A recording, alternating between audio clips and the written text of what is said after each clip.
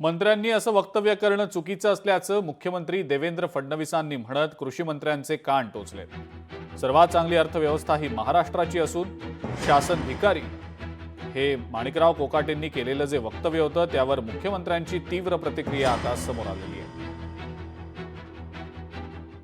ते काय बोलले हे मी ऐकलेलं नाही, तथापि मला असं वाटतं की जर त्यांनी असं वक्तव्य केलं असेल तर मंत्र्यांनी असं वक्तव्य करणं अतिशय चुकीचं आहे।